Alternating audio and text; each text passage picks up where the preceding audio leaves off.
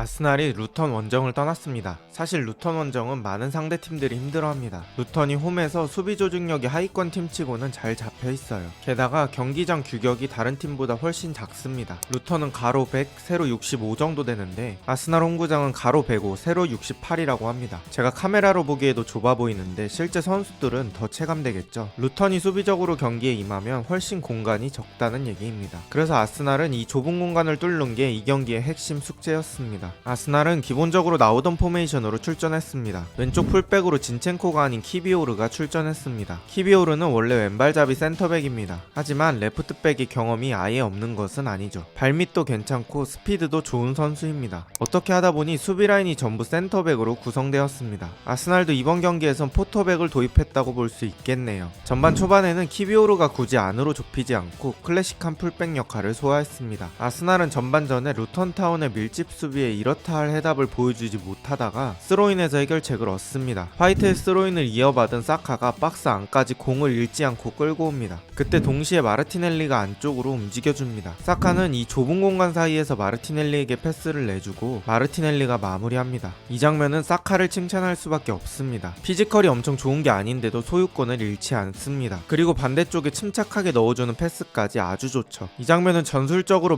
만들어졌다기보단 집중력 차이인데 아스날 공격진의 집중력이 아주 좋았습니다. 1대0을 만드는 아스날입니다. 하지만 아스날의 기쁨은 오래가지 못했습니다. 코너킥 준비 자세부터 보겠습니다. 아스날은 수비진을 두 그룹으로 나눠요. 왼쪽 그룹은 대인 수비를 진행하고 오른쪽 그룹은 지역 수비를 합니다. 왼쪽은 사람만 보면 되고 오른쪽은 공이 올라오는 것에 따라 능동적으로 움직일 수 있어요. 상대적으로 능동적인 쪽에 살리바, 마갈량이스, 하베르츠, 베나이트 등 장신들이 포진되어 있다는 것을 알 수 있습니다. 코너킥이 올라오면서 대인 수비팀과 지역 수비팀이 합쳐집니다. 이때 지역 수비팀의 장신들 모두가 공의 착지 지점을 미스합니다. 그리고 마르티넬리는 앞쪽 팀이 공을 쳐내줄 거라고 생각한 것 같아요. 장신들에 의해 좀 시야 확보가 어려워지면서 마르티넬리 입장에선 공이 갑자기 나온 것처럼 느꼈을 수도 있습니다. 이 공이 오쇼 쪽으로 떨어지고 마르티넬리가 순간적으로 오쇼와 같이 경합해주지 못하면서 오쇼가 반대편으로 밀어넣습니다. 세트피스는 운적인 요소가 많이 작용합니다. 그래서 지금도 아예 누가 100% 잘못했다고 말하긴 어려워요. 하지만 운적인 요소를 대응하기 위해선 확률에 투자해야 합니다. 지역 방어팀에게 자율성을 주되 어느 정도 움직이는 가이드라인을 줘서 더 넓은 범위를 커버할 수 있게 지침이 들어가면 어떨까 싶습니다. 이렇게 해서 완벽한 수비를 할 수 있는 건 아니지만 확률을 1%라도 늘리는 시도는 해볼 수 있으니까요. 전반 중반 이후부터 아스날은 키비오르를 가운데 쪽에 당겨 쓰기 시작합니다. 근데 진첸코처럼 아예 개입시키기보단 중간 정도 느낌으로 쓰고 있어요. 혹은 두 명의 센터백을 믿고 베나이트까지 올라가서 빌드업에 도움을 줍니다. 크게 보면 2-3-2-3의 형태로 빌드업을 하게 되겠네요. 지난 경기에서 토미야스와 진첸코를 다 올려서 재미를 봤기 때문에 루턴의 밀집 수비를 뚫기 위해 여러가지 시도를 해보는 아르테타입니다. 오늘 저는 제주스의 컨디션이 좋다고 봤는데 이렇게 공간이 안 나는 게임에선 개인적인 능력이 정말 중요합니다. 지금도 제주스가 두 명의 수비를 묶어놓고 마르티넬리에게 주고 마르티넬리는 공을 받고 바로 앞으로 치고 들어가요. 마르티넬리가 좋은 왼발 슈팅을 하지만 막아내는 카민스키입니다. 아스날은 개인 능력으로만 기회를 만들고 있어요. 하지만 루턴이 라인을 조금이라도 올려서 공간이 났을 땐 라이스가 즉각 반응하여 반대편으로 롱패스를 넣어줍니다. 왼발인데도 아주 정확합니다. 사카가 이 공을 받아서 단독 돌파 후에 반대쪽으로 감아차는데 도무지 뚫릴 생각이 없는 카민스키입니다. 그래도 쓰리톱의 개인 능력으로 슈팅은 만들어내고 있습니다. 아스날이 전반 막판에 진첸코 대신 키비오르를 넣은 효과를 제대로 봅니다. 왼쪽 풀백 키비오르를 후방에 배치시킨 덕분에 오른쪽 풀백 화이트가 공격적으로 올라갈 수 있었습니다. 화이트가 사카와 2대1 패스를 하며 비어있는 뒷공간으로 침투합니다. 베나이트가 안쪽으로 툭 찍어줍니다. 루턴타운 선수들은 몸이 이쪽으로 움직이고 있었기 때문에 공이 여기에 떨어지는 순간엔 이미 지나가고 없습니다. 그 대신 그 공간으로 제주스가 날아옵니다. 편안하게 헤더하며 경기를 2대1로 만드는 제주스입니다. 이번 장면에선 베나이트의 공격력을 아주 칭찬하고 싶습니다. 전반은 2대1로 종료됩니다. 후반전에 들어오자마자 코너킥에서 또 위기를 맞는 아스날입니다. 이번에도 데인마크에서 문제가 발생합니다. 라이스와 아데바요가 매치업이 되었는데 아데바요가 힘으로 라이스를 이렇게 밀면서 밸런스를